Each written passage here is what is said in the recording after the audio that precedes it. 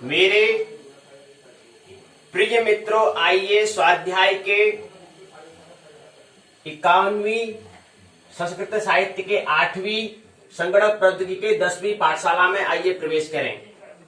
हम जानते हैं यहाँ पर उत्तराखंड मुक्त विश्वविद्यालय के पाठ्यक्रम के तहत यहाँ पर हम पाठों पर चर्चा करते हैं और ये भी हम जानते हैं कि हम यहाँ पर हमारी जो पाठशाला है इसके 2 भाग होते हैं। 2 नवंबर 2020 भूमंच ज्योतिष पाठशाला बीजेपी स्वाध्याय दिवस 51वां, संस्कृत साहित्य का 8वां, संगणक प्रौद्योगिकी का 10वां दिवस में आइए प्रवेश करें। पाठशाला के 2 भाग, पहला भाग पाठ्यचर्या, दूसरा पाठ्यचर्या अर्थात जिसको हम प्रश्नोत्तर चर्चा कहते हैं, और दूसरा भाग है पाठ्यक्रम अर्थात पाठ्य चर्चा। पाठ्यचर्या मतलब प्रश्नोत्तर चर्चा है, पाठ्यक्रम मतलब पाठ्य चर्चा, पाठों पर चर्चा करना, डिस्कस करना, वो क्या कहलाता है, भाग 2 के अंतर्गत पाठ्यक्रम के अंतर्गत आता है। और ये पाठ्यचर्या के अंतर्गत प्रश्नोत्तर चर्चा पर क्या करना है, डिस्कस हमें करना है, उसको हमें समझना होता है।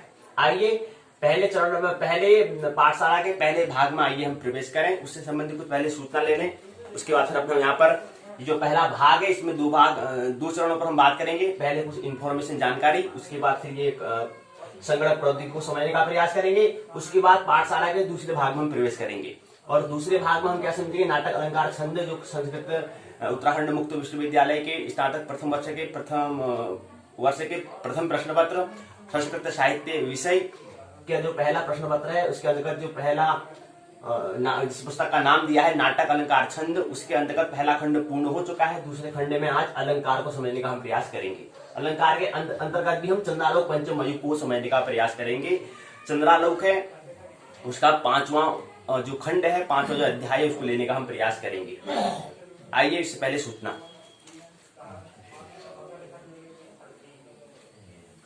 एक शायरी है, एक ज्ञान है, एक जोक है।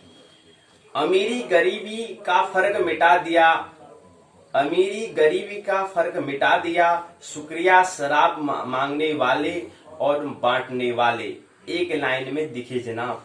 तो क्या कर रहे हैं ये, अमीरी गरीबी का फर्क मिटा दिया, शुक्रिया शराब मांगने वाले, शुक्रिया शराब मांगने वाले और बांटने वाले, इन दोनों ने क्या कर दिया, अमीरी और गरीब का फर्क मिटा दिया है, एक लाइन में दिखे जनाब कह रहे हैं। ये क्या है, शायरी। दूसरा है ज्ञान, जहां दूसरों को समझाना कठिन हो वहां खुद को समझा लेना क्या है, बेहतर है। ये क्या है, ज्ञान की बातें हैं। तीसरा है जोक अर्थात चुटकुला, शादीशुदा आदमी की जिंदगी सरकारी बस जैसी होती है जी। शादीशुदा आदमी की जिंदगी सरकारी बस जैसी होती है, दिन भर कहीं भी घूमो लेकिन रात को डिपो में जमा होना पड़ता है जी। रात को क्या होना पड़ता है, जैसे गाड़ी डिपो में जमा हो जाती है, ऐसे ही क्या होता है, रात को डिपो में जमा होना पड़ता है शादीशुदा आदमी की जिंदगी, जो गृहस्थ में जो गृहस्थी व्यक्ति है उसको। तो ये जोक है। और दूसरा शायरी ज्ञान जोक, बात करूं तो बहस, चुप रहूं तो गुरूर, कुछ ऐसी ही चल रही है जिंदगी आजकल। फिर ज्ञान है, अपने दुश्मनों को 1000 मौके दो कि वो आपका दोस्त बन जाए, पर अपने दोस्तों को एक भी मौका मत दो वो आपका दुश्मन बन जाए। जोक चुटकुला, ताला नहीं मिल रहा था, फिर दरवाजे पर कोविड-19 सकारात्मक की प्लेट लगाकर वैसे ही सब्जी लेने निकल गया, वापस आया तो देखा चोरी हो गई थी, दीवार पर लिखा था आजकल हम भी PPE किट इस्तेमाल करते हैं जी। तो ये क्या है, दूसरा चुटकुला। तो थोड़ा यहाँ पर मनोरंजन करने के लिए, क्योंकि बात समझाने के लिए बीच में चुटकुला भी हमें लाना होता है, ये ख्याल रही। इसी के अंतर्गत कोई और बातें हैं।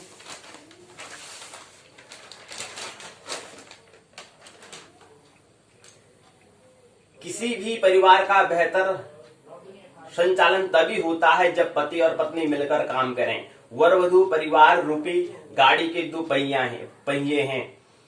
विवाह के पश्चात पति और पत्नी को परिवार रूपी गाड़ी चलानी होती है। अगर एक भी पहिया कमजोर पड़ता है तो परिवार ठीक से नहीं चलता है। ऐसे अनगिनत उदाहरण हैं जब दोनों में से किसी एक ने भी अगर अपनी जिम्मेवारी सही से नहीं निभाई तो परिवार का संतुलन बिगड़ जाता है और जिसकी वजह से परिवार के अन्य सदस्यों को दुख झेलना पड़ता है। ऐसे में विवाह के दौरान 7 फेरे के समय जो प्रतिज्ञाएं देवताओं को साक्ष्य मानकर ली जाती है उसका अक्षरशः पालन जीवन भर के लिए लाभकारी साबित होता है। वधू का सम्मान यानी देवी प्रसन्नता। भारतीय संस्कृति में नारी का उल्लेख जगत जननी आदि शक्ति स्वरूपा के रूप में किया गया है। श्रुतियों, स्मृतियों और पुराणों में नारी को विशेष स्थान मिला है। श्रुति मतलब होता है सुनना, जो सुना तब उसको लिखा। श्रुति मतलब सुनना। श्रुति मतलब होता है सुनना और स्मृति मतलब होता है कि हमें याद आना और सुनना। और पुराण मतलब जो शाश्वत की बात जो करें, जो पुराना मतलब जो पौराणिक, जो हम ऐतिहासिक को ऐसा नहीं जो पुराण है वो इतिहास की बात नहीं करते हैं। वो पुराण मतलब जो प्राण से जो निकले वो है पुराण, जो हमारे अंतर से जो निकले वो पुराण कहलाते हैं। वो कोई ऐसा नहीं है कि इतिहास में कहीं हुआ, ऐसे नहीं। तो पुराण का मतलब होता है जो पौराणिक, प्राचीन नहीं, पौराणिक जो प्राण से ही जो निकली वो पुराण कहलाता है। श्रुति मतलब होता है जो सुनने से मिला, ऐसा ज्ञान जो सुना है वो श्रुति कहलाती है। स्मृति होता है हमारे स्मृति में याद, हमें जो आया रिमेम्बर जो होगा वो स्मृति कहलाती है। तो श्रुति, स्मृति और पुराणों में नारी को विशेष स्थान मिला है। मनु स्मृति में मनु महाराज जी कहते हैं, मनु स्मृति में कहते हैं। तो मनु जी ने अपनी एक किताब लिखी, एक संहिता लिखी, उसमें उसका नाम क्या है, मनु संहिता। मनु स्मृति उसको कहते हैं। मनु संहिता से मनु स्मृति वहां बना है। तो उसमें कहते हैं कि मनु महाराज कहते हैं जहां नारी का समादर होता है वहां देवता प्रसन्न रहते हैं, जहां ऐसा नहीं होता है वहां समस्त यज्ञ आदि क्रियाएं व्यर्थ होती हैं। लक्ष्मी का स्वरूप है वधू। नारी की महत्ता का वर्णन करते हुए महर्षि जो है गर्ग कुछ कहना चाहते हैं। कहते हैं यद गृहे रमते नारी लक्ष्मी स्तद गृहवासिनी देवताः कोटिशो वत्सः न त्यजन्ति गृहं हि तत्। जहाँ सद्गुण संपन्न नारी सुख पूर्वक रहती है वहाँ लक्ष्मी जी निवास करती हैं। करोड़ों देवता भी उस घर को नहीं छोड़ते। ऐसा क्या कहते हैं महर्षि गर्ग जो हैं, ऋषि जो हैं महर्षि गर्ग, वो उस यहाँ पर सूत्र के माध्यम से, मंत्र के माध्यम से कहना चाह रहे हैं। तो लक्ष्मी क्या है, लक्ष्मी का जो स्वरूप होता है, लक्ष्मी का स्वरूप होता है वधू अर्थात पत्नी। वधू तो उस दिन जिसमें विवाह होता है उसमें वो वर वधू होते हैं, लेकिन जब विवाह होने के पश्चात पत्नी हो जाते हैं फिर उसी को हम क्या कहते हैं, वो क्या है, लक्ष्मी स्वरूप होती है, ऐसा गर्ग जी कहते हैं। तो यहीं पर 2 सूचनाएं हैं, ये हमने समझने का प्रयास। एक सूचना और, वक्त किसी के लिए नहीं रुकता, वक्त के साथ चलना है तो खुद को बदलना ही पड़ता है। यह बदलाव अगर कुछ नया करने की मांग करे तो इसे सहर्ष स्वीकार करने की आदत प्रकृति का मार्ग खोलती है। क्योंकि प्रकृति क्या है, गतिशील है, गतिशील है। इसलिए क्या करना है, निरंतर अपने आप में परिवर्तन करना है। वक्त किसी के लिए नहीं रुकता जी, वक्त के साथ चलना है तो खुद को ही बदलना होगा जी, खुद को ही बदलना पड़ता है जी। यह बदलाव अगर कुछ नया करने की मांग करें तो इसे सहर्ष स्वीकार करने के लिए आदत प्रकृति का मार्ग खोलती है जी, प्रकृति को समझने का मार्ग खोलती है। तो मत बदलो, प्रकृति तो क्षण बदल रही है। इसके उदाहरण हम देख सकते हैं, शीशे में देखते हैं अपने आप को, पहले हम कैसे होते हैं, हमारा शरीर कैसे परिवर्तन हो जाता है। तो कोई बाल हमारे पहले काले थे, एक कालातीत के बाद हमारे बाल सफेद हो जाते हैं। तो ये हमें क्या करना है, अपनी प्रकृति के जो परिवर्तन कर रहा है, तो ऐसे अपने मनस को भी हमें परिवर्तन करना होता है, अपने मन को भी परिवर्तन करना होता है जी। इतिहास और अनुभव से सीखकर कुछ नई सोच असलियत में हमारी दिशा बदल देती है। अनुभव से आगे कैसे बसे असलियत की दुनिया, हमें समय के साथ चलना होगा। 1998 में एक कंपनी में करीब 2.25 लाख कर्मचारी काम करते थे और वे विश्व का 85% फोटो पेपर बेचते थे। कुछ सालों में डिजिटल फोटोग्राफी ने उनको बाजार से बाहर कर दिया। कंपनी दिवालिया हो गई और उनके सभी कर्मचारी सड़क पर आ गए। इसी तरह घड़ी की कंपनी, स्कूटर की कंपनी, टीवी की कंपनी, रेडियो की कंपनी, मोबाइल की कंपनी, मोटरसाइकिल की कंपनी, कार की कंपनी, कुछ कंपनियां दौड़ से बाहर होकर नैपथ्य में जाने को विवश हो गई। इन सभी की गुणवत्ता में कोई कमी नहीं थी, फिर भी बाजार से बाहर हो गई। क्यों? क्योंकि उन्होंने समय के साथ बदलाव नहीं किया, बदलाहट नहीं की। आपको अंदाजा है कि आने वाले 10 साल में दुनिया पूरी तरह बदल जाएगी और आज चलने वाले 70 से 90% उद्योग बंद हो जाएंगे।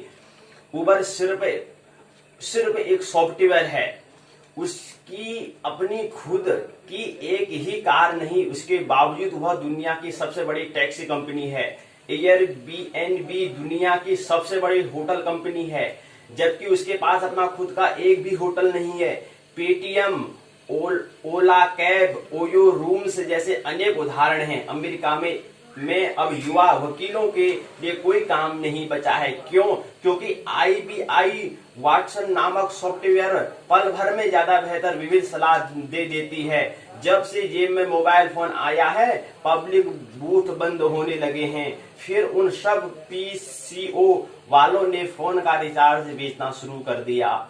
अब तो रिचार्ज भी ऑनलाइन होने लग गए हैं जी। सेल, सर्विस, रिचार्ज, आवश्यक पार्ट्स, मरम्मत, मेंटेनेंस आदि सब फोन से हो रहे हैं जी। करेंसी नोट की जगह पहले प्लास्टिक मनी ने ले ली है।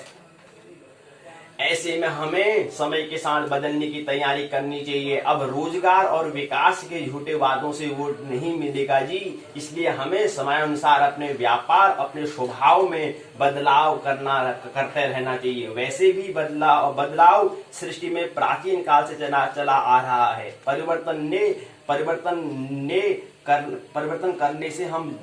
करने से हम जड़ हो जाते हैं और हमें कुछ भी हासिल नहीं होता। ऐसे मित्र कौन है? मित्र डॉक्टर महताब अमरोहा से ये बात करते हैं। तो ये कुछ सूचना बता रहे हैं कि हमें समय के साथ चलना होगा। एक बात ख्याल रहे, आने वाले समय में ऐसा होना चाहिए कि हमें पूरे काम जो हो, पूरे प्रौद्योगिकी, पूरे टेक्नोलॉजी इतनी, यहाँ पर टेक्नोलॉजी की यहाँ पर बात कर रहे हैं, उससे संबंधित सूचना है। आने वाले समय में पूरे के पूरे काम क्या हो, मशीन के हाथ में चले जाने चाहिए। पूरे के पूरा काम क्या होना चाहिए, मशीन के हाथ में चला जाना चाहिए और इंसान को पूरा वक्त मिलना चाहिए खाली रहने का, अव्यस्त रहने का। व्यस्त रहने का नहीं, अव्यस्त रहने का। प्रत्येक व्यक्ति को क्या मिल जाए, पूरा का पूरा काम मशीन करे और प्रत्येक व्यक्ति क्या हो जाए, उनको क्या मिले, खाली वक्त मिले। और जब वो खाली वक्त होगा, उसी वक्त में उसके अंदर जो हुनर कौशल है वो बाहर आएगा। नहीं तो हम अपने आप को इतने व्यस्त कर लेते हैं, अपने हुनर कौशल जो परमात्मा ने हमें दिया है उसको नहीं पहचान पाते हैं और ऐसे ही फिजूल के कामों में हम व्यस्त हो जाते हैं। और जीवन क्या है, समय क्या है, निरंतर चल रहा होता है। समय की घड़ी क्या होती है, टिक टिक टिक टिक करके अपना एक काल का खंड पूरा करके वो समय क्या हो चला जाता है और हमारा इस लोक से हमारा क्या हो जाता है, विदाई का दिन भी आ जाता है। लेकिन हम अपने अंदर हुनर कौशल को नहीं पहचान पाते हैं। तो ऐसे ही यहाँ पर आशा इस संकेत से ये समझने का प्रयास करते हैं कि आने वाले समय में पूरा का पूरा काम क्या हो, टेक्नोलॉजी इनकी मशीन ने ले लेना चाहिए। आने वाला समय हो ही रहा है, रोबोट लेने लग गए हैं, मशीन आएगी है। तो ऐसे और भी आने वाले समय में क्या होगा, पूरा काम मशीन का काम हाथ में चला जाना चाहिए। चाहे घर से लेकर के काम हो, चाहे कंपनी उद्योग में जो काम हो रहे हो, प्रत्येक काम क्या होना चाहिए, मशीन के हाथ में चला जाना चाहिए। और उसके बाद क्या होगा, जो भी वो मशीन जो पैसे कमाएगी वो पूरे सरकार के जाने के बाद उसका प्रत्येक व्यक्ति का क्या कर दिया, बराबर भागों में बांट दिया जाएगा और प्रत्येक व्यक्ति की क्या होगी, आय बराबर होगी। ऐसा कुछ नियम इसके बारे में हमें सोचना चाहिए भविष्य के लिए। ऐसा कुछ सूचना इसके माध्यम से हमें करना चाहिए, निरंतर अपने आप परिवर्तन करना चाहिए। दूसरी सूचना है, इसके अंतर्गत दूसरी सूचना है, बेरोजगारी भी एक बीमारी है जी। बेरोजगारी भारत के लिए सिरदर्द बन गई है और इसके कारण करोड़ों युवाओं को घर बैठने पर मजबूर होना पड़ा है। देश में बेरोजगारी की समस्या कोई नई नहीं है। गरीबी हटाओ का अभियान आज से लगभग 45 वर्ष पहले इंदिरा गांधी ने प्रारंभ किया था, लेकिन आज 21वीं सदी के पूर्वार्ध में बेरोजगारी अपनी जड़ बहुत गहरी कर चुकी है। जिस तरह उसने उन्मूलन के लिए प्रयास किया, जा रहा है उससे लगता है कि वह उन्मूलन इतना आसान नहीं है। एक युवक के बेरोजगार रहने से न सिर्फ उस युवक में रहन सहन पर असर पड़ता है जी, बल्कि उस पर आश्रित पूरे परिवार को निम्न स्तर की जिंदगी भी नसीब नहीं हो पाती। अक्टूबर में बेरोजगारी की दर 8.5% 8.5% हो गई थी, जो पिछले 3 वर्षों में सबसे ज्यादा है। बेरोजगारी की दर अगस्त 2016 के बाद सबसे ज्यादा है। यह सितंबर के मुकाबले 7.2% ज्यादा है। ताजा आंकड़ों से पता चलता है कि भारत में बेरोजगारियों की फौज इकट्ठा हो रही है। बेरोजगारी समाज में विभिन्न समस्याओं का मूल कारण है। बेरोजगारी को दूर करने के लिए हालांकि सरकार ने कुछ हद तक कदम भी उठाए हैं, लेकिन ये उपाय पर्याप्त और प्रभावी नहीं है। इसके लिए ठोस कदम उठाने की जरूरत है। नीति निर्माताओं और नागरिकों को अधिक नौकरियों के निर्माण के साथ ही रोजगार के सही कौशल के लिए सामूहिक प्रयास करने चाहिए। कोरोना काल में बेरोजगारी और चरम सीमा पर पहुंच चुकी है, मानो यह भी कोरोना हो जो जाने का नाम ही नहीं ले रही। यहाँ पर हमारे मित्र जो है छपरा से बात करते हैं, कहते हैं नृपेंद्र अभिषेक निरपय हैं, ये बात करते हैं छपरा से। इसी के अंतर्गत एक मित्र हैं बुलंदशहर से हेमा शर्मा, कहते हैं कि करवा चौथ और अहोई अष्टमी, इसके बारे में। भारत में करवा चौथ और अहोई अष्टमी जैसे पर्व स्त्री की गरिमा को ऊंचा करती हैं, लेकिन महिला अधिकारों की रक्षा की बात करने वाले लोगों को पीड़ा होती है कि पति और पुत्र की दीर्घायु की कामना करने वाले ये त्योहार नारी के ही हिस्से में क्यों आए। पुरुषों को भी स्त्री जाति के लिए ऐसे उपक्रम क्यों उपलब्ध नहीं है। उनकी शंका निवारण के लिए कुछ तथ्य भारतीय संस्कृति में स्त्री की गरिमा को ऊंचाई प्रदान करते हैं, जो किसी भी संस्कृति में नजर नहीं आते हैं। जब विश्व पटल पर कई सभ्यताओं का जन्म भी नहीं हुआ था, तब हमारे यहाँ अपाला, गार्गी, सावित्री जैसे विदुषियां शास्त्रार्थ करती थी। यहाँ नारी की स्वतंत्रता का स्तर यह था कि वह स्वयं अपने योग्य वर का चयन करती थी, इसलिए इसको हम कहते थे स्वयंवर। लेकिन ख्याल रखना चाहिए, स्वयंवर का मतलब होता है चुनना, वर्ण करना। लेकिन आमतौर पर क्योंकि स्त्री चुनती है, इसलिए स्वयंवर का होता है कि हाँ स्त्री चुने, ऐसा नहीं। वर्ण मन होता है वर्ण करना, चुनना, वर्ण करना, वर का या वधु का। तो इसलिए स्वयंवर द्वारा करती थी। यह वह राष्ट्र है जहाँ यत्र नार्यस्तु पूज्यते रमते तत्व देवता की बात की जाती है। स्त्री शक्ति के विस्तृत रूप से हमारे वांग्मयों में मिलते हैं। वह हंस से लेकर सिंह तक की सवारी करती हैं। वह कभी कमल पुष्प और वीणा धारण करती कोमलांगी हैं, तो कभी चंड मुंड शुंभ निशुंभ और रक्त बीजों का वध करती रौद्र रूपा महाकाली हैं। कन्याओं के पूजन की हमारी यहाँ शाश्वत परंपरा है। आज भी विशेष रूप से ग्रामीण परिवेश में नारी के नाम में देवी लगवा उसके प्रति सम्मान की विराटता का द्योतक है। विवाह संस्कार में फेरे के समय वधु द्वारा वर के लिए गए वचन याद कीजिए। यह नारी को कभी कमर तक नहीं रहने दे सकते। हमारी संस्कृति में कोई भी धार्मिक अनुष्ठान बिना पत्नी के द्वारा पूर्ण नहीं होता। महिला शक्ति देखिए, महाराज दशरथ पत्नी को दिए वचन को तोड़ नहीं पाते और प्रिय पुत्र को वनवास दे देते हैं, तो फिर नारी को अबला या निर्बल मानने की बात निरर्थक ही तो है। बीच में परिस्थितियों वश उस कालखंडों में नारी अस्मिता की रक्षा के लिए उसे पर्दे में रहना पड़ा, परंतु रामधारी सिंह दिनकर ने शब्दों में जलद पटल में छिपा हुआ रवि कब तक रह सकता है। तो नारी शक्ति मनाएं करवा चौथ और अहोई हर्ष धन उल्लास बन गया हर्षोल्लास। यहाँ पर संधि विच्छेद हो रही है। हर्ष धन उल्लास तो बन गया हर्षोल्लास से, क्योंकि इनकी रचना उसी के निमित्त हुई है। उसी के तप में इतनी शक्ति है। वह पति और पुत्र को दीर्घायु भी बना सकती है। ऐसा डॉक्टर हेमा शर्मा बुलंदशहर से कुछ बताने का प्रयास कर रहे हैं। तो ये बातें हमें संकेत देनी है। शहर लिपट कर साथ आया था घर में, मेरे शावर के नीचे गर्ग पानी में धुलाया है उसे। इस शहर का दम घुट रहा है, हलक में फंसे हुए हैं हम। डामर नहीं है उस पुरानी सड़क पर, हर किसी नेता का नाम आज भी है। तो ये बातें कुछ संकेत है, कुछ हमें यहाँ पर पूर्ण करना है, कुछ बातें हमें समझनी है।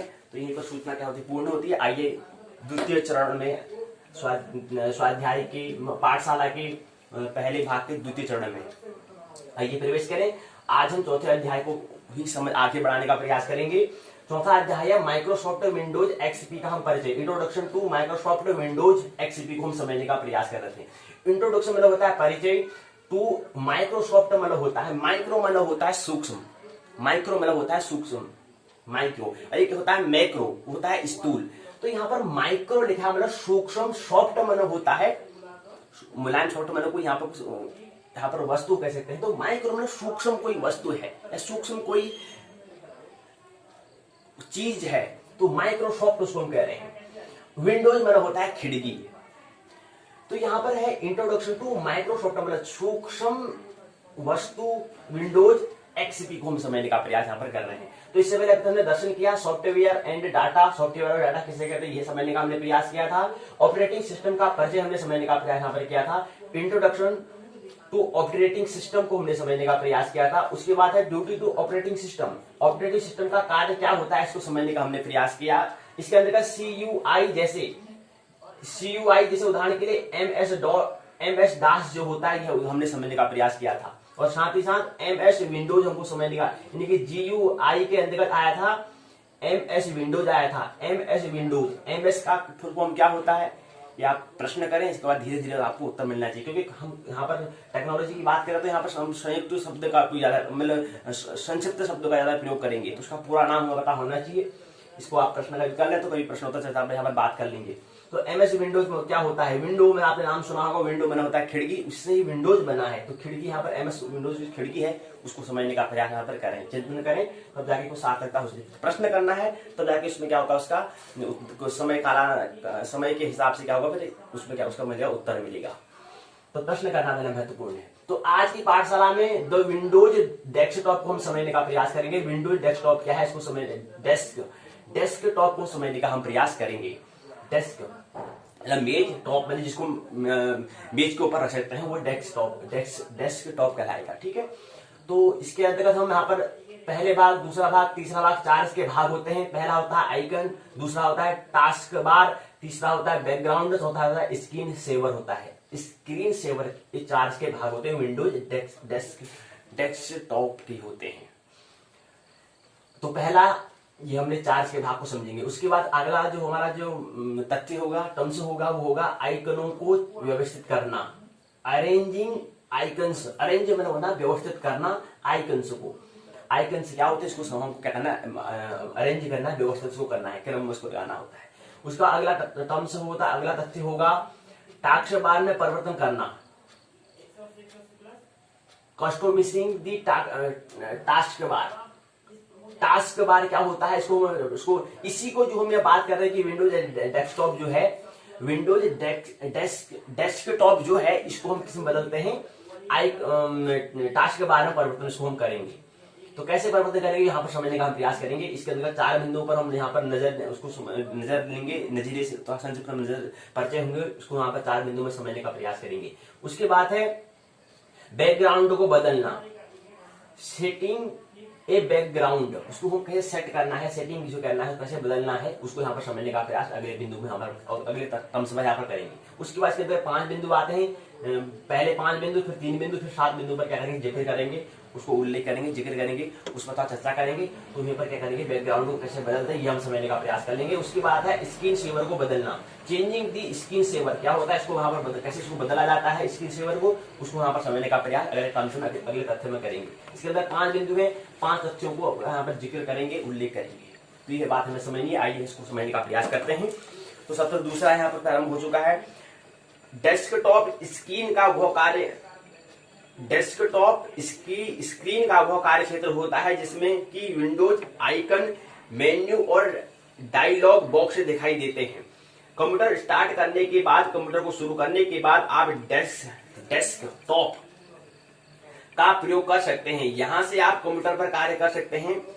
डेस्कटॉप के कई भाग होते हैं जी, जैसे कि हमने कहा कि इसमें आइकन होता है, दूसरा इसमें क्या होता है, टास्क बार होता है, आप डेस्कटॉप पर सेटिंग बदलकर आइकनों को अपने अनुसार व्यवस्थित कर सकते हैं जी।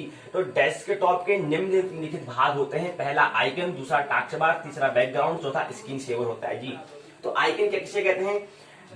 डेस्कटॉप पर जो छोटे छोटे चित्र नाम के साथ हमें दिखाई देते हैं जी, उनको आइकन कहते हैं जी। फिर आप अंग्रेजी चिंटू प्रश्न लग गया जी, गुरु जी आप फिर आंग्ल भाषा का उपयोग करते हैं, आइकन क्या होता है? मुझे क्या पता आइकन होता है, आइकन किसे कहते हैं? चिंटू तू प्रश्न को जो हम पढ़ा रहे हैं, यहाँ पर जब इस बात को समझा रहे होते हैं उसको तो उसको बात को समझ, तो वहीं से इसको फिर हिंदी में लेने का प्रयास करना। मैं अब यहाँ पर आइकन तो कह रहा हूँ, उसको मैं थोड़ी पूरे विस्तार से उसको बता रहा हूँ, तो वहां से तो उसको एक शब्द चुन ले, अच्छा ये होता है, अच्छा उसको अपने हिसाब से तो शब्द बना ले, कोई जरूरी था इसको मतलब इसका मतलब भाई तो गूगल में सर्च करेगा या मैं बताऊंगा तभी इसको करेगा, नहीं। जब इसको हम आइकन कह रहे हैं, इसको समझ रहे हैं, तो उसमें तू एक शब्द उसको अपने हिसाब से ले ले, अपनी भाषा के हिसाब से चुन ले, अच्छा ये इस तरह का होता है, उसको से ले ले। तो आइकन क्या है? डेस्कटॉप पर जो छोटे छोटे चित्र नाम के हमें दिखाई देते हैं उसको आइकन कहते हैं। तो कल की पाठशाला में थोड़ा ये हमारी क्या हुई, जैसे ये पाठशाला पूर्ण जब होगी सत्र कल की पाठशाला में सत्र 3 पूरा जब होगा, उसके बाद फिर इसकी हम पुनरावृत्ति करेंगे, इसका प्रश्न उत्तर पूछ लेंगे, तो वहां पर इसको प्रयोग के आधार पर करेंगे, लैपटॉप में दिखाएंगे कि ये रहा क्या आइकन, ये रहा टास्क बार, ये रहा बैकग्राउंड, ये रहा स्क्रीन सेवर। तो वहां पर आप वहां पर चिंटू आपको समझ में आ जाएगा। ठीक है गुरु जी, आप जैसा कहते हैं वही वैसे ही यहाँ पर हम पालन करेंगे, वो हमारे लिए सुधार्य रहेगा। ठीक है गुरु जी, तो वहां पर जब करेंगे, तो वहां पर जब इसके बाद जब पुनरावृत्ति एक बार हम उसके कर लेंगे, रिवीजन जब कर लेंगे इसको एक बार से पुनरावृत्ति करेंगे, तो वहां पर पुनः जब दर्शन करेंगे, तो वहां पर उसको थोड़ा प्रैक्टिकल के माध्यम से देखेंगे, हम लैपटॉप में दिखाएंगे कि ये रहा आइकन, ये रहा टास्क बार, ये रहा बैकग्राउंड, ये रहा स्क्रीन सेवर। ठीक है, तो वहां पर समझ में आ जाएगा आपको। ठीक है गुरु जी, तो हमने डेस्कटॉप में जो छोटे छोटे चित्र हमें नाम के हमें दिखाई देते हैं उसको आइकन कहते हैं। पहली बार जब आप विंडोज एक्सपी को शुरू करते हैं तब आपको केवल, अब यहाँ पर एक्सपी लिखा है, तो एक्सपी क्या होता है प्रश्न करें, ये एक्सपी यहाँ पर फुल फॉर्म दिया ही नहीं है, क्या होता है एक्सपी? तो एक्सपी अभी बता रहे हैं, फिर यहाँ पर बता रहे हैं कि विंडोज एक्सपी को जब शुरू करते हैं तो तब आपको केवल रिसाइकिल बिन का आइकन दिखाई देता है। डेस्कटॉप में इस पर प्रत्येक आइकन छोटे छोटे चित्रों से प्रदर्शित होते हैं जो फाइल, फोल्डर तथा प्रोग्राम को प्रदर्शित करते हैं। प्रत्येक चित्र के नीचे आइकन का नाम लिखा होता है। दूसरा आता है टास्क बार, तो हम थोड़ा बचपन में आइकन को समझने का प्रयास किया। अब दूसरा जो भाग वो है टास्क बार। तो टास्क बार क्या होता है? स्क्रीन में सबसे नीचे जो बैंड दिखाई देता है उसे हम टास्क बार कहते हैं। टास्क बार के बाईं तरफ स्टार्ट मेन्यू होता है और दाईं तरफ क्या होता है? नोटिफिकेशन एरिया अर्थात सिस्टम ट्रेड होता है। आप स्टार्ट मेन्यू का प्रयोग करके एप्लीकेशन खोल सकते हैं। आप जब भी कोई एप्लीकेशन खोलते हैं टास्क बार में उस एप्लीकेशन का क्या होता है? एक बटन होता है, उसको वो एक बटन बन जाता है। वहां पर एप्लीकेशन का क्या एक बटन बन जाता है। जब आप खोलते हैं तो एप्लीकेशन खोलते हैं तो वहां पर टास्क बार में उस पर क्या बन जाता है? उस पर टास्क बार में उस एप्लीकेशन का क्या बन जाता है? एक बटन बन जाता है जी। तो ये टास्क बार थोड़ा हमने समझने का प्रयास किया। उसके बाद आता है तीसरा बैकग्राउंड। बैकग्राउंड मतलब बैक और ग्राउंड मतलब होता है मैदान, क्षेत्र। मतलब कहते हैं कि बैक मतलब पीछे का क्षेत्र है। नहीं, ये शब्द है यहाँ पे तो समझ में आएगा ना। टास्क बार तो आइकन तो नया नया शब्द चिंटू कह रहा है कि नया नया शब्द बता रहे हैं, मुझे नया नया शब्द सुना भी जैसा नहीं है। लेकिन कह रहे कि वो चिंटू कह रहा है कि बैकग्राउंड सा शब्द सुना जैसा लग रहा है कि बैक मतलब पीछा होता है, पीछे होता है, पीछे और ग्राउंड मतलब होता है मैदान थोड़ा जैसा। अच्छा कहीं क्रिकेट का मैदान हुआ ना? अरे नहीं यार, वो मैदान नहीं है भाई, तो क्रिकेट में तो खेल, तो पढ़ाई कर ले, खेल में ही सोचेगा, खेल की बात नहीं है। हाँ तो उसको उस शब्द को प्रयोग में ला सकता है, लेकिन यहाँ पर उस मैदान की बात नहीं हो रही, यहाँ पर क्षेत्र की बात। तो बैकग्राउंड मतलब जो हमारा पीछे का जो ग्राउंड, जो हमारा जो क्षेत्र है उसकी बात हो रही है। तो बैकग्राउंड मतलब क्या होता है? डेस्कटॉप में आइकन के पीछे एक सुंदर आकृति को प्रदर्शित करता है, वो क्या कहलाता है? बैकग्राउंड कहलाता है। अगला जो इसका तीसरा भाग बैकग्राउंड है। चौथा भाग है स्क्रीन सेवर। क्या होता है स्क्रीन सेवर? जब एक निश्चित समय तक माउस या कीबोर्ड प्रयोग नहीं किए जाते हैं तब स्क्रीन पर चलते हुए चित्र या पैटर्न दिखाई देते हैं, जिसको हम स्क्रीन सेवर कहते हैं जी। तो स्क्रीन सेवर क्या है? ये इसको हमने समझने का प्रयास किया। अब उसका दूसरा बिंदु आता है। हमने कहा कि 4 बिंदु को, उसके बाद जो अगला टर्म्स है वो है आइकनों को व्यवस्थित करना, अरेंजिंग आइकन्स। कैसे को अरेंज करते हैं जी? आप अपने डेस्कटॉप पर आइकनों को व्यवस्थित कर सकते हैं। आइकनों को डेस्कटॉप ये यहाँ पर दिखा भी रखा है चित्र, यहाँ पर जो तस्वीरें दिखा भी रखी है, इसमें दिखाने का प्रयास किया है कि इसमें क्या होता है आइकन, क्या होता है टास्क बार, क्या होता है बैकग्राउंड, क्या होता है स्क्रीन सेवर।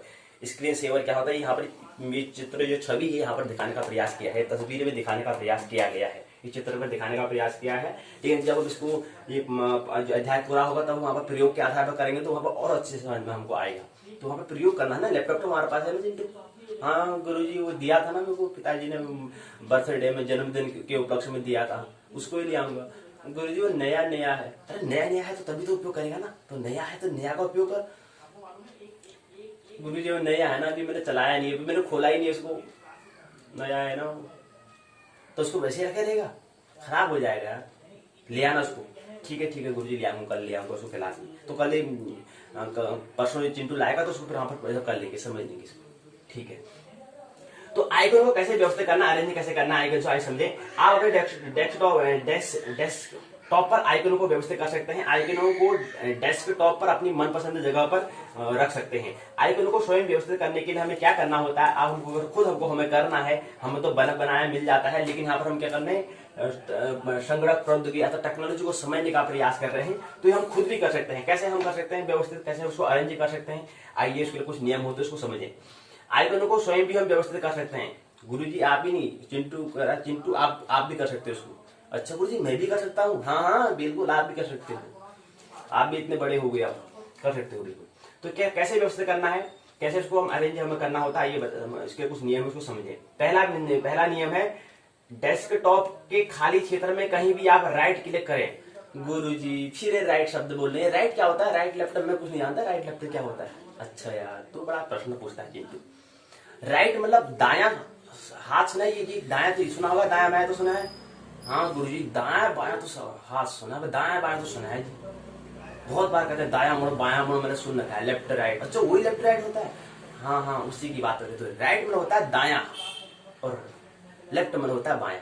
अच्छा राइट, अच्छा ये मतलब दाएं हाथ की, अच्छा दाएं हाथ की और अच्छा तो डेस्कटॉप के खाली क्षेत्र में कहीं भी हमें क्या करना है, राइट मतलब जो हमारे दाएं हाथ की ओर होगा वहां पर हमें क्या करना है, क्लिक करना है। वहां पर क्या करना है, हमें क्लिक करना मतलब कुछ यहाँ पर फोर्स से करना है, बल देना है वहां पर, तो हमें क्लिक करना है। दूसरा बिंदु क्या होगा, कर्सर को अरेंज आइकन बाई पर लाकर ऑटो अरेंज पर क्लिक हमें करना होगा।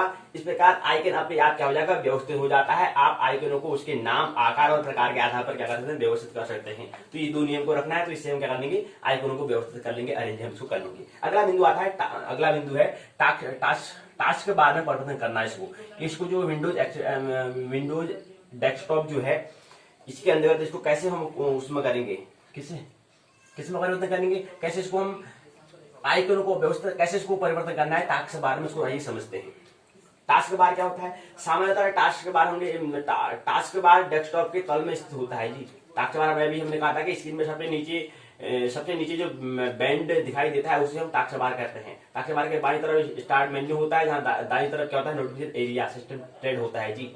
तो ये कह रहे हैं इसको कैसे टास्क के बारे में परिवर्तन करना है, टास्क के बारे में परिवर्तन करना, कस्टमाइजिंग दी टास्क बार। सामान्यतः टास्क बार डेस्कटॉप के तल में स्थित होता है, परंतु आप इसको डेस्कटॉप के किसी भी भाग में ले जा सकते हैं। सामान्यतः task bar by default lock होता है, इसलिए इसके आकार तथा स्थिति में परिवर्तन करने के लिए पहले इसको खोलने की आवश्यकता होती है। अब इसके लिए कुछ नियम है, कैसे इसको खोलना है, टास्क बार को कैसे खोलना है, पहले खोलना आना चाहिए, क्योंकि ये क्या होता है, लॉक होता है। उसको कैसे खोलना है, कैसे बंद, ये क्या होता है, बंद होता है, लॉक मतलब होता है बंद। और यहाँ बाय डिफॉल्ट लॉक होता है, यहाँ पर करें टास्क बार क्या होता है, बाय डिफॉल्ट लॉक होता है जी, ये इंग्लिश भाषा में। तो लॉक का मतलब बंद होता है, मतलब ताला उसमें लगा हुआ होता है। इसको खोलना है कैसे, तो कैसे खोलने, कैसे इसको ओपन करें, इसको समझने का प्रयास करें। टास्क बार को खोलने के लिए क्या करना पड़ता है, कुछ नियम को ध्यान में रखना है, तब जाकर टास्क बार खुलता है। तो खोले आए इसको। पहला जो बात जो हमें ख्याल रखनी, जो स्मरण रखना है, पहला बिंदु है, टास्क बार के किसी भी खाली भाग में राइट क्लिक, वही मेरा दाएं हमें क्या करना है, कुछ फोर्स से कुछ क्लिक कुछ हमें करना है, कोई हलचल कुछ क्रिया हमें करनी है, दाएं हाथ की तरफ हम कुछ क्रिया करनी है। किसमें, लैपटॉप में। किसमें करनी है, लैपटॉप में करनी है। वो उपकरण में करनी है, एक जो संगणक है, जो उपकरण है उसमें क्या करना है, क्लिक हमें करना है। जो हमारे सामने लैपटॉप रखा है, लेकिन किधर को करना है, दाएं हाथ को हमें क्या करना है, क्लिक करना है, मतलब फोर्स करना है, उस क्रिया करनी है हमें।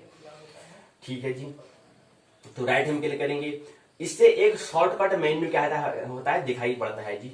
इसके बाद दूसरा बिंदु, पहला बिंदु ये ध्यान रखना है। दूसरा बात हमें ये ख्याल रखनी होती है कि प्रॉपर्टीज पर क्लिक हमें करना होता है। प्रॉपर्टीज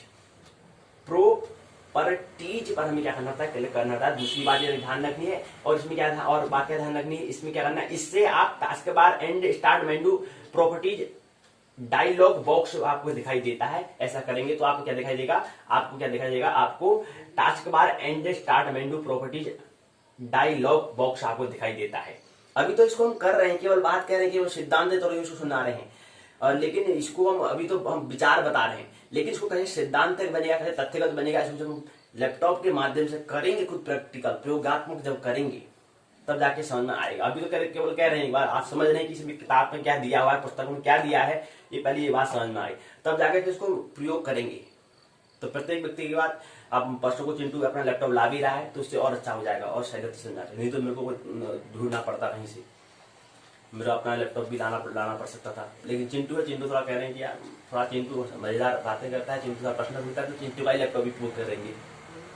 बोले जी आप भी दूसरों का ही उपयोग करोगे, अपना लैपटॉप बचाओगे ना? अरे नहीं यार, तेरा नया लैपटॉप है ना, तो नया में नया कुछ नया ही होता है। अच्छा ठीक है, सीखना है हम कैसे सीखें, तो इसलिए तेरे लैपटॉप का हम उपयोग करेंगे जी।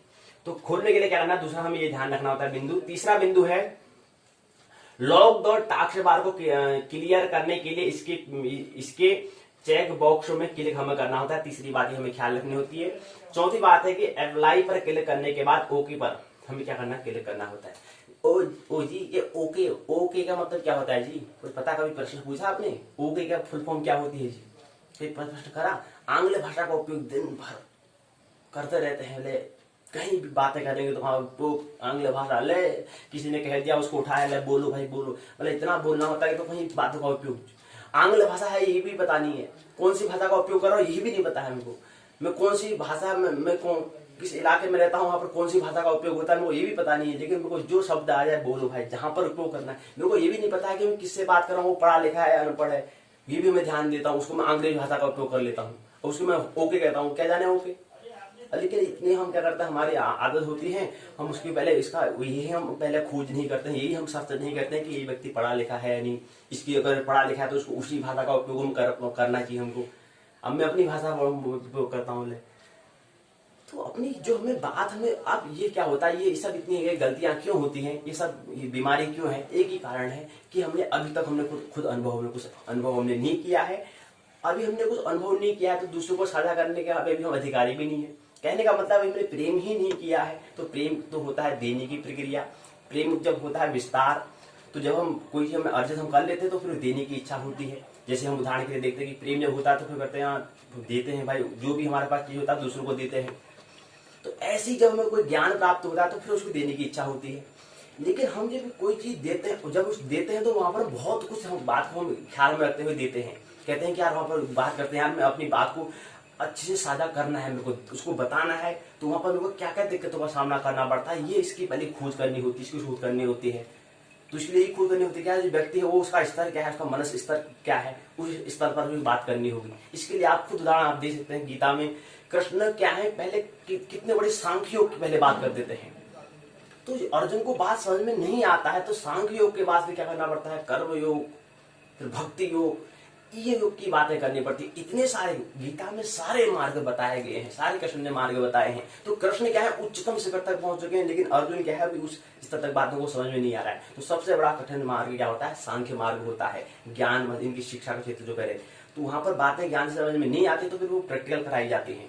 तो फिर कर्म योग के माध्यम से, फिर निष्काम कर्म योग करो अर्जुन, फिर भक्ति कर, कोई बात नहीं आता फिर भक्ति कर। तो ये अलग अलग मार्ग बताए हैं।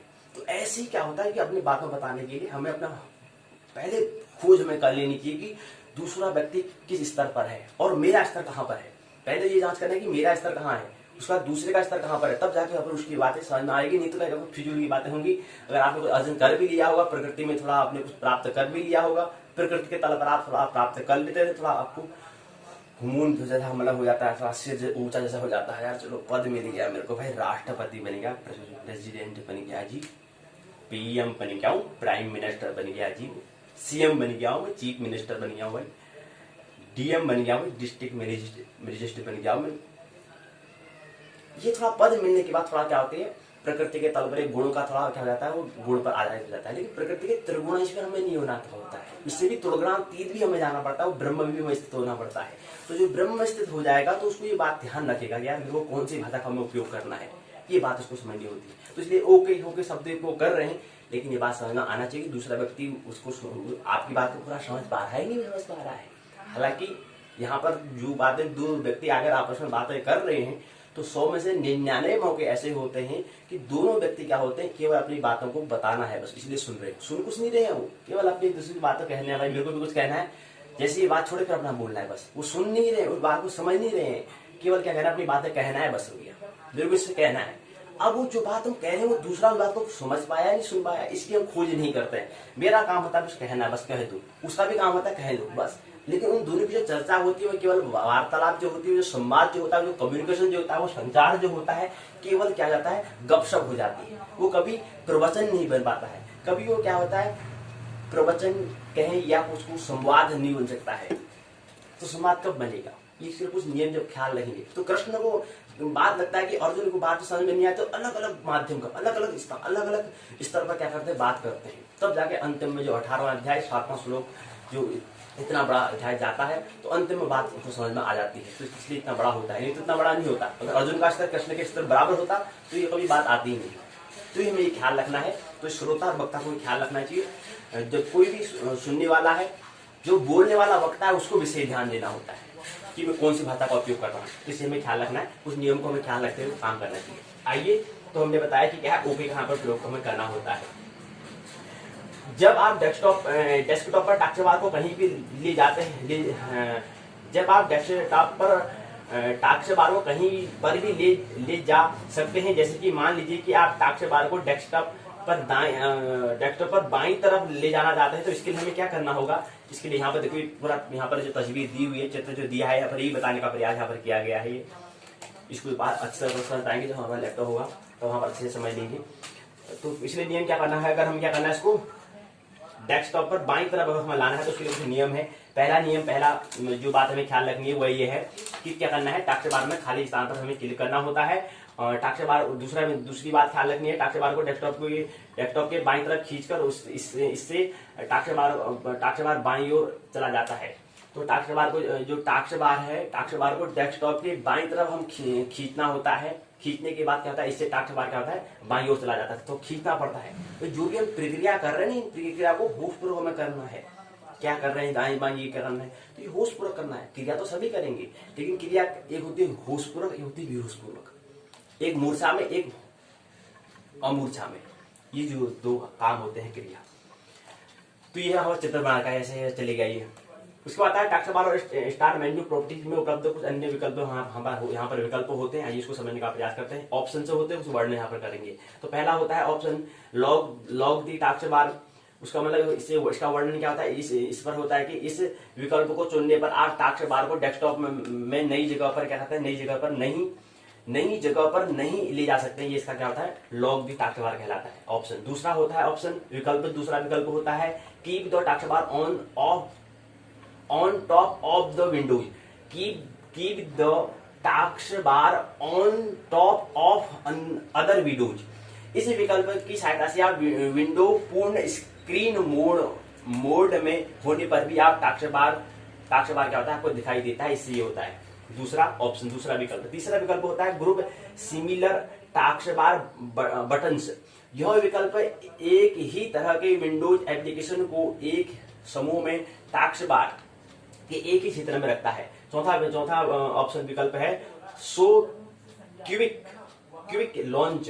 यह विकल्प जो होता है टाक्षबार में क्विक लॉन्च बार को दिखाता है। यहीं पर क्या होता है, अगला हमारा जो तथ्य जो टर्म्स है वह बैकग्राउंड को बदलना। कैसे बैकग्राउंड को बदलें, सेटिंग ऑफ बैकग्राउंड। डेस्कटॉप पर जो चित्र दिखाई देता है उसको बैकग्राउंड कहते हैं।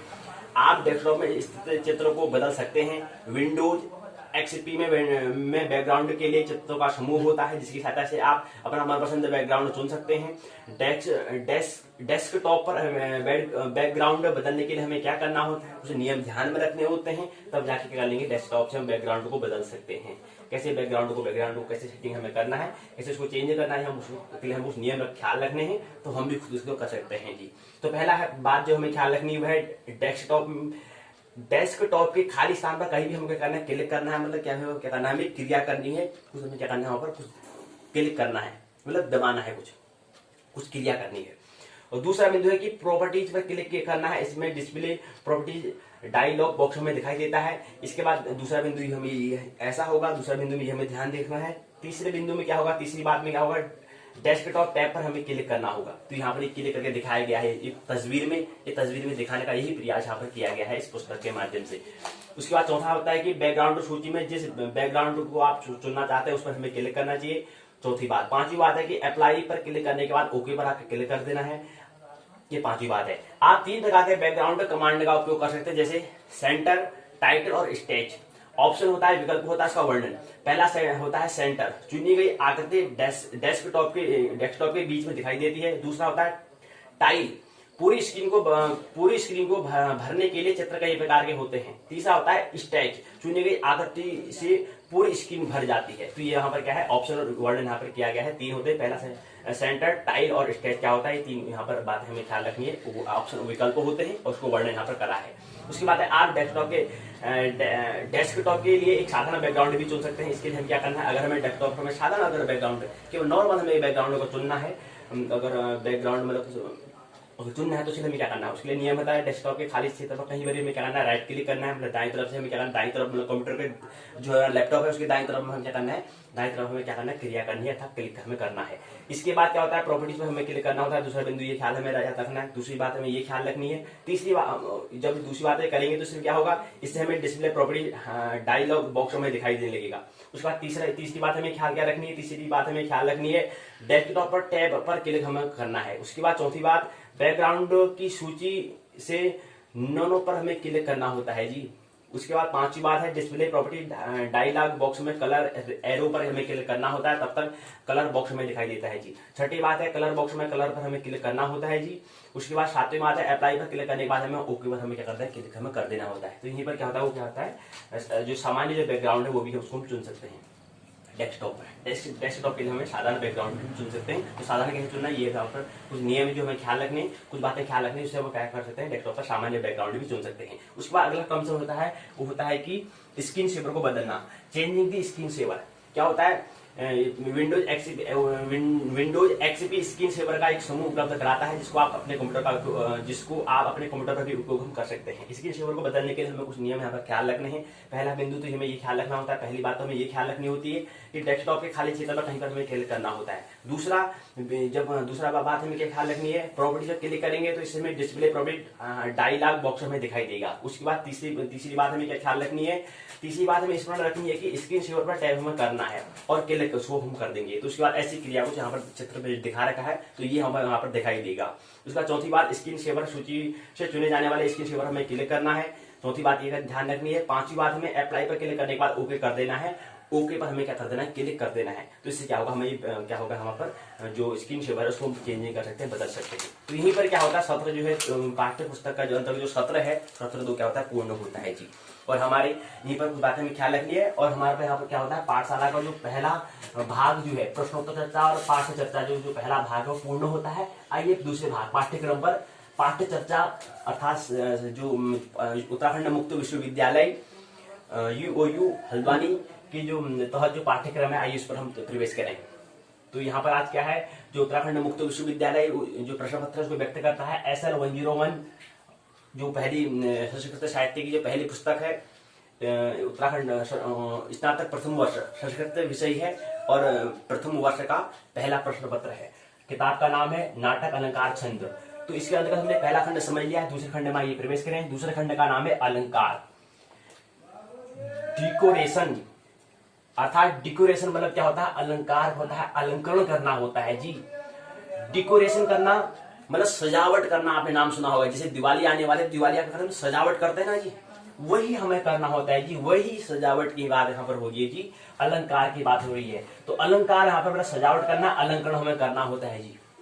कोई व्यक्ति आया तो उसको भी अलंकरण सजावट कर सकते हो, उसकी भी सजावट किसके माध्यम से करेंगे जी, शब्दों के माध्यम से करेंगे। शब्दों से कहेंगे क्या सुंदर लगते हो जी, जच रहे हो जी, तो शब्दों से क्या कर रहे हैं हम उसको क्या कर रहे हैं, अलंकरण कर रहे हैं, अर्थात अलंकार कर रहा था उसको क्या कर रहे हैं, डिकोरेट कर रहे हैं, डिकोरेशन कर रहे हैं उसका, मतलब सजावट हम कर रहे हैं, अर्थात शोभा बढ़ा रहे हैं, अर्थात उसका सम्मान कर रहे हैं, उसको हम कह सकते हैं।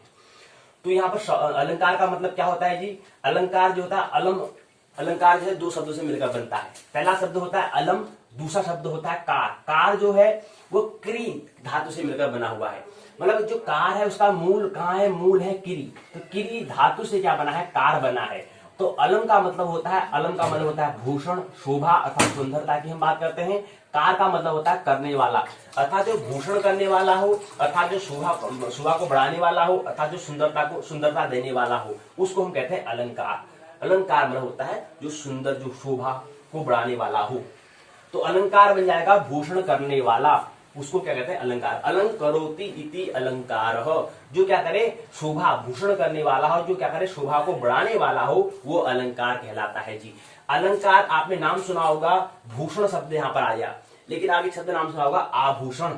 आभूषण का मतलब होता है वस्त्र, अर्थात वस्तु, अर्थात कपड़े, इसको हम कहते हैं जी।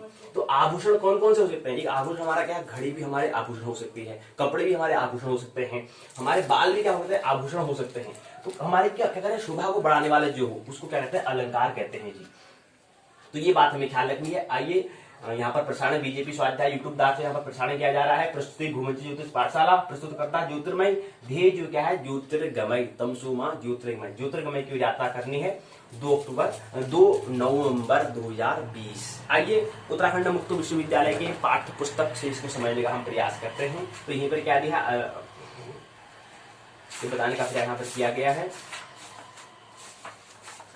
द्वितीय खंड है, तो हम पहले द्वितीय खंड में प्रवेश कर चुके हैं। द्वितीय खंड यहाँ पर दिया अलंकार। अलंकार के अंदर हमें समझना है, लेकिन यहाँ पर अलंकार किसकी जिक्र करेंगे, चंद्रालोक पंचम मयूख। चंद्रालोक जो है किसी मित्र के द्वारा जो लिखी गई पुस्तक है, उसका नाम है चंद्रालोक। उसके 5वें अध्याय को, पंचम मयूख को, अर्थात खंड को, अर्थात उसको जो 5वां अध्याय है उसको समझने का हम प्रयास करेंगे। चंद्रालोक अर्थात मित्र जो है, जयदेव जो मित्र हैं उनके द्वारा लिखा गया है चंद्रालोक, उनके क्या है 5वें पंचम मयूख को हमें समझना है। इसलिए उत्तराखंड ने स्पष्ट कर दिया है कि आपको क्या करना है, अलंकार के अंदर आपको पंचम मयूख, चंद्रालोक के पंचम मयूख को आपको समझना है, क्योंकि हम प्रश्न यहीं से पूछने वाले हैं। इसलिए आप अलंकार से कोई बाहर से अगर आप करेंगे तो वहां पर प्रश्न से अगर मैच नहीं खाएगा तो वहां पर हम जिम्मेवार नहीं रहेंगे। इसलिए आपको ख्याल रखना है कि चंद्रालोक पंचम मयूख को आप पर इसकी तैयारी पूरी करें। इसके बाद आपको समय मिलता है तो आपको इसको और उसको अच्छा बनाने के लिए अन्य व्यक्ति के द्वारा जो कृति है, पुस्तक है, उसके माध्यम से आप अलंकार को समझ सकते हैं। लेकिन हम पूछेंगे किससे, पंचम मयूख चंद्रालोक अर्थात जयदेव के द्वारा जो रचित पुस्तक है वहीं से हम क्या करेंगे, प्रश्न पूछेंगे। तो इकाई की रूपरेखा यहाँ पर दिया हुआ है। द्वितीय खंड है यहाँ पर अलंकार का सामान्य परिचय। इकाई की रूपरेखा, प्रस्तावना, उद्देश्य, चंद्रालोक ग्रंथ परिचय, अलंकार अर्थ स्वरूप। इसके अंतर्गत पहली बात, काव्य में अलंकार के उपाय, उपादेयता, अलंकार के भेद, शब्द अलंकार और अर्थ अलंकार। अलंकार के 2 प्रकार के होते हैं, शब्द अलंकार और अर्थ अलंकार होते हैं जी।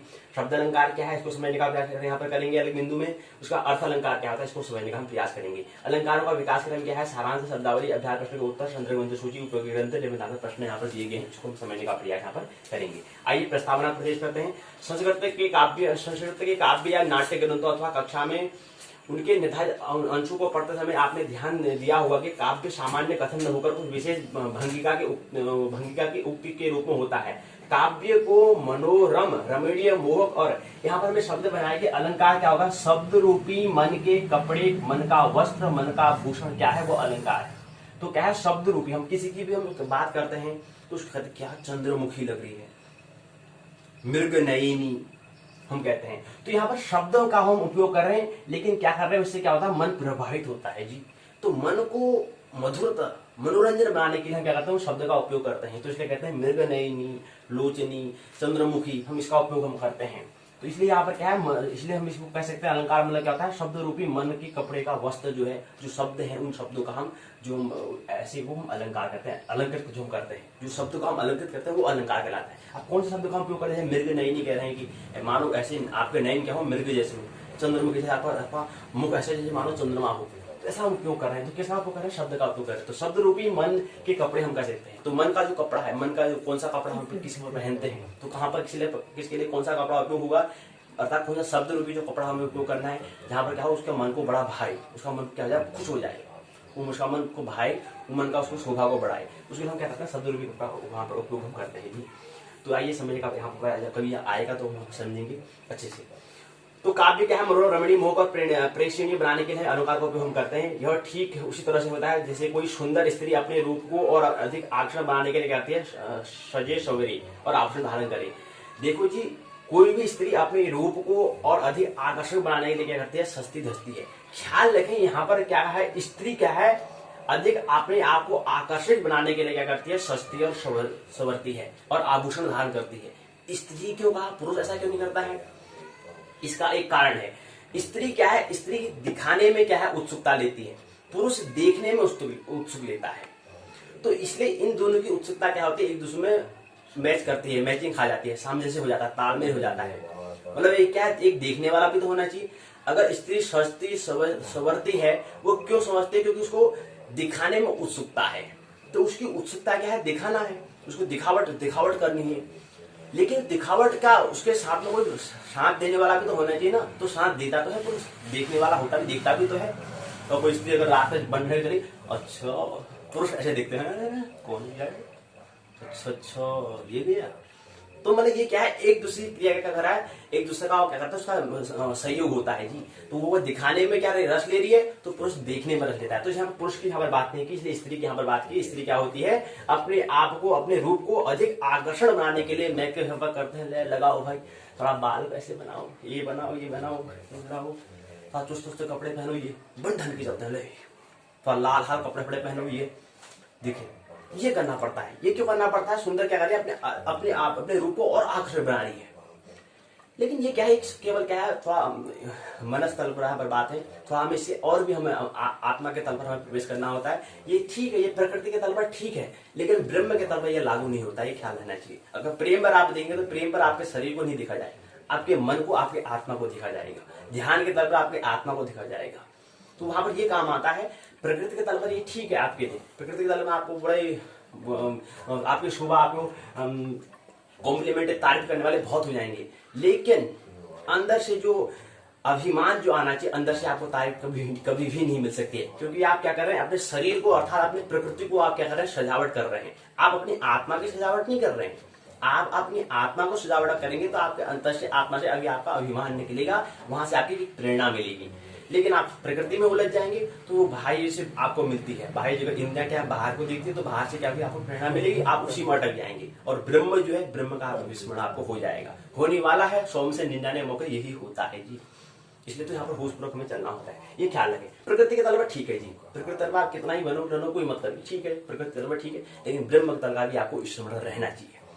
और जब ब्रह्म और प्रकृति दोनों का स्मरण रहता है, तब जाके नाटक बनता है जी। और इससे पहले कल की पाठशाला में अभिज्ञान शाकुंतलम पूरा हमने किया, तो वहां से हमें यही सीखना है कि हमें अपना जीवन कैसे अभिनय बनाना है। यही हमने कल नाटक में अभिज्ञान शाकुंतलम से समझने का, कल की पाठशाला में समझने का प्रयास किया था। और कल की पाठशाला से वहां पर क्या होती, पूर्ण हो गई थी अभिज्ञान शाकुंतलम। तो वहां से ये हमें सीखना है जी।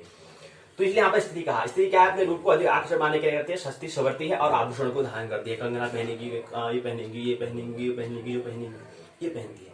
लेकिन ये पहनना है, ये पहनना किसके लिए है? किसी को दिखाने, क्योंकि आमतौर पर सामान्य तौर पर क्या होता है? दिखाने के लिए ही पहनती है, क्योंकि क्या है? उसका दिखाने में उत्सुकता होती है, इसलिए, और पुरुष देखने में उत्सुक होता है, इसलिए दोनों की क्रिया पूर्ण होती है। लेकिन एक होता है कि केवल क्या करना है, एक स्त्री का मेरा स्वरूप होने का इसलिए केवल क्या करना है, मेरे को करना है, इसमें उलझ नहीं जाना है। मतलब यहाँ पर हमें अभिनेता अभिनय हमें करना है, इसलिए भी एक उसको मैं पहन रही हो सकता है, या एक क्या होता है कि दूसरों को दिखाना है, दूसरों को करना है, इसलिए भी हो सकता है। तो 2-3 बातें हमें ख्याल रखनी होती है, 2-3 दृष्टि पर हो सकती है। प्रत्येक व्यक्ति की यहाँ पर दृष्टि अलग अलग हो सकती है।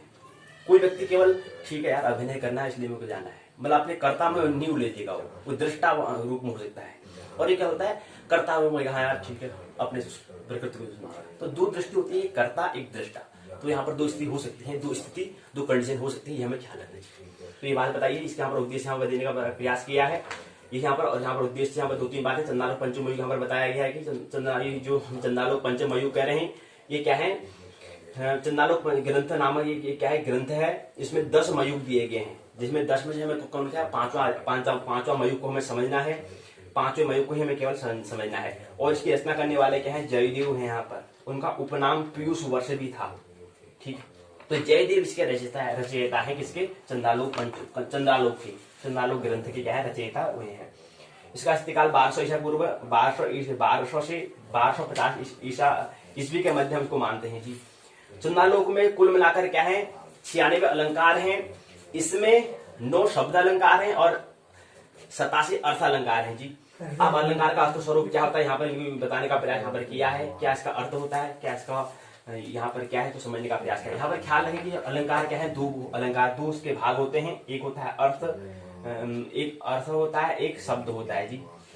तो दो शब्द किसे कहते हैं, अर्थ किसे कहते हैं। अलंकार में बता दिया अलंकार का शब्द क्या है, इसका मतलब मैंने बता दिया। तो अलंकरोति इति अलंकार, अलंकृत करने वाला, काव्य को विभूषित करने वाला, सौंदर्य को बढ़ाने वाला ऐसा तत्व, उस तत्व का नाम क्या है, अलंकार है जी। जैसे विभिन्न बहुमूल्य धातुओं और रत्नों से निर्मित आभूषण शरीर को शोभित करने के लिए के कारण अलंकार कहलाते हैं। ठीक इसी प्रकार काव्य को शब्द और अर्थों द्वारा अलंकृत करने वाली विधा का नाम क्या है, अलंकार है। उस विधा का नाम क्या है, उस विधा के कौन सी, उस विधा को हम अलंकार कहते हैं जी। प्रसिद्ध काव्य शास्त्री आचार्य दंड काव्य की शोभा के अलंकार को बताते हैं, उसके बारे में कुछ बताते हैं। यहाँ पर काव्य शोभा के बारे में बता रखा है, कुछ यहाँ पर रिक्तस्थान की बात हमें बात की गई है। रिक्तस्थान की पूर्ति के लिए हम बताया अलंकार काव्य की, यहाँ पर लिखा है रिक्तस्थान धर्म है, अलंकार की रिक्तस्थान है। रिक्तस्थान अलंकार को काव्य का अनिवार्य तत्व मानते हैं। प्रश्न को उत्तर दो, अलंकार में अलम का मतलब होता है बताओ। अलंकार काव्य की शोभा को बढ़ाते हैं। काव्य में अलंकार की उपादेयता क्या है, ये यहाँ पर समझने का हमने प्रयास किया, यहाँ पर करते हैं, यहाँ पर ये समझाने का प्रयास किया गया है। उसके बाद फिर अध्याय प्रश्न पूछे गए हैं, प्रश्न का उत्तर बताओ। पहला अलंकार, अलंकार काव्य के सांध्य न होकर साधन मात्र है, क्या बात सही है, बताओ सही है गलत बताना है हमको। दूसरा है अलंकार निर्जीव और रसहीन काव्य को सुंदर बना सकता है, सही है गलत बताना है हमें, सही बात है गलत बात है। तीसरी बात है कि काव्य को अलंकार रहित करना, वैसे जैसे जैसे अग्नि को शीतल करना है, या किसकी उक्ति है बताना, भाई किसने कहा है ऐसा, इसको बताओ। तो यहाँ पर बताया अलंकार के दो भेद होते हैं, शब्द और अर्थ होते हैं। अर्थ का मतलब अर्थ और शब्द होते हैं जी। और अर्थ क्या होता है, शब्द और अर्थ को एक दूसरे से अलग नहीं किया जा सकता है जी, हालांकि दोनों भी मिश्रित होते हैं। वही बात करें कि ब्रह्म और प्रकृति को हम अलग नहीं कर सकते हैं, ऐसे ही शब्द और अर्थ को भी हम अलग नहीं कर सकते हैं, ये भी हमें ख्याल रखना है। केवल हमें अपने मस्तिष्क से समझने के लिए उसको केवल अलग करते हैं जी। ऐसे ही ब्रह्म और प्रकृति को हम केवल समझने के लिए अलग कर रहे हैं, वैसे अलग होते नहीं है जी, एक ही साथ होते हैं, वो पूरा ब्रह्मांड में आ जाता है जी। जैसे शरीर कहते हैं, शरीर कहते हैं पूरा मस्तिष्क, हृदय और नाभि आ जाती है, पूरा शरीर आ जाता है, फिर हाथ कान नाक सभी आ जाते हैं, सभी अंग आ जाते हैं, सभी हिस्से आ जाते हैं। ऐसे ही क्या है अलंकार में भी क्या है, सभी बातें आ जाती हैं, अर्थ और शब्द दोनों आ जाते हैं जी, अलग अलग नहीं कर सकते हैं। लेकिन फिर भी समझने के उसको हम दो भेद मुख्य करते हैं। तो शब्द में क्या होता है, शब्द यहाँ पर समझाने का हमने प्रयास किया है। यत्र धूम तत्र अग्नि, यत्र धूम तत्र अग्नि बताया, आग के न रहने पर धुएं का न रहना, इसलिए यत्र अग्नि नास्ते तत्र धूमते नास्ते, ये बताने का प्रयास यहाँ पर किया गया है जी। यहीं पर चंदनम खलु गोविंद चरणम द्वंद्व वंदनम, यहाँ पर बताने का प्रयास यहाँ पर किया है। गोविंद के चरणों युगलों की वंदना चंदन के समान शांति प्रदान करने वाली होती है। वंदन और चंदन क्रमशः उपमेय और उपमान होते हैं। यहाँ पर दो बात हमें ख्याल रखनी होती है, उपमेय और उपमान की हमें बात ख्याल रखनी होती है जी। दोनों में 9 और 2 वर्णों की आवृत्ति हुई, इसलिए यहाँ पर अनुप्रास अलंकार हुआ है जी। देखो कौन सा अलंकार है, अलंकार के कितने भेद होते हैं, शब्द के अंदर कितने अलंकार आते हैं, अर्थ के अंदर कितने अलंकार आते हैं, ये समझने का हम प्रयास करेंगे। और अर्थ अलंकार किसे कहते हैं, हमने बताया कि यहाँ पर क्या होता है, शब्द बदलने से क्या अलंकार नष्ट हो जाता है, किंतु अर्थ अलंकार में अलंकार शब्द भाषित होकर के अर्थ पर निर्भर होता है जी। यहाँ पर अर्थ पर निर्भर होगा, वहां पर शब्दों पर निर्भर होगा जी। शब्द मतलब शब्द अलंकार का मतलब होता है कि शब्दों पर जो निर्भर रहे, जो आश्रित रहे, वो शब्द अलंकार। जो अर्थ पर आश्रित रहे, निर्भर रहे, उसे कहते हैं जो अर्थ अलंकार। किंतु अर्थ अलंकार शब्द आश्रित होकर के अर्थ पर जो निर्भर रहे, उसको अर्थ अलंकार कहते हैं। जो शब्द पर निर्भर नहीं रहे, केवल क्या रहे, अर्थ पर निर्भर रहे, वो अर्थ अलंकार कहलाते हैं। ये बातें में समझने का प्रयास यहाँ पर क्या है। यहाँ पर फिर प्रश्न दिए गए हैं। शब्द अलंकार रिक्त स्थान अपरिवर्तनीय होते हैं। अर्थालंकार में अलंकार रिक्त स्थान पर आश्रित होता है। उपमा रिक्त स्थान है, जिसके नहीं रहने पर भी जो न रहे वह रिक्त स्थान है। अलंकारों का विकास क्रम, इसके बारे में बताने का प्रयास किया गया है। विकास होगा यहाँ पर विभिन्न आचार्यों के अनुसार यहाँ पर अलंकारों की संख्या यहाँ पर बताई है। आचार्य ग्रंथ अलंकारों की संख्या, भरत मुनि नाट्यशास्त्र में 4 अलंकार दिए गए हैं। दूसरे आचार्य हैं महर्षि वेदव्यास, अग्निपुराण में 16, आचार्य भामह काव्य अलंकार 39, अग्निपुराण में 16 अलंकार दिया है महर्षि वेदव्यास ने। तीसरे आचार्य भामह हो गया, काव्य अलंकार में 39 दिए हैं। चौथे आचार्य हैं आचार्य दंडी, काव्य दर्शन 35 अलंकार हैं। आचार्य वामन काव्य अलंकार सूत्र में 33 अलंकार दिए हैं। आचार्य ममट काव्य प्रकाश में 67 अलंकार दिए हैं। श्री जयदेव चंद्रालोक, ये जयदेव की हम बात कर रहे हैं। चंद्र इसमें 10 अध्याय दिए हुए, अन्य अध्याय दिए हैं। और इसमें क्या है, 5वें अध्याय में अलंकार अन्य दिया गया है। 10 अध्याय में 5वें नंबर पर क्या आता है, 5वें अध्याय में आता है अलंकार पंचम युग, इसका नाम उत्तराखंड मुक्त विश्वविद्यालय ने यहाँ पर जिक्र करा है। अलंकार और पुस्तक के अंदर लिख दिया है चंद्रालोक पंचम युग, इसलिए क्या करते हैं पुस्तक के अंदर ये बात लिख दी है। तो चंद्रालोक का क्या है, उसमें 10 मयूख होते हैं, 10 में 5वें मयूख में आता है अलंकार आता है। और आपको चंद्रालोक जो जयदेव है, जयदेव का जो ग्रंथ चंद्रालोक है वहीं से आपको अलंकार पढ़ना है, इतने औरों का नहीं पढ़ना है आपको, क्योंकि वहां से मुख्य ये होता है, मुख्य ये पढ़ना है। और बाकी उसको आप अध्ययन कर सकते हैं, अपने ज्ञान को बढ़ाने के लिए, समझ को बढ़ाने के लिए पढ़ सकते हैं, लेकिन मुख्य फोकस आपका यही इस पर रहना चाहिए, क्योंकि प्रश्न में यही से ज्यादा पूछेंगे। तो जयदेव चंद्रालोक में 96 अलंकार यहाँ पर दिए हैं। आचार्य जयदेव हैं और ग्रंथ का नाम चंद्रालोक है, 96 अलंकार दिए गए हैं। और अगले आचार्य है विश्वनाथ, उनका ग्रंथ का नाम साहित्य दर्पण, 135 अलंकार दिए हैं। अगले आचार्य है पंडित राज जगन्नाथर, उनने पंडित राज दिए हैं, उनका नाम ग्रंथ का नाम है जगन्नाथ सर गंगाधर, उसके अंदर 70 अलंकार दिए गए हैं। यहाँ प्रश्न दिए गए हैं, प्रश्न के यहाँ पर उत्तर में देने हैं।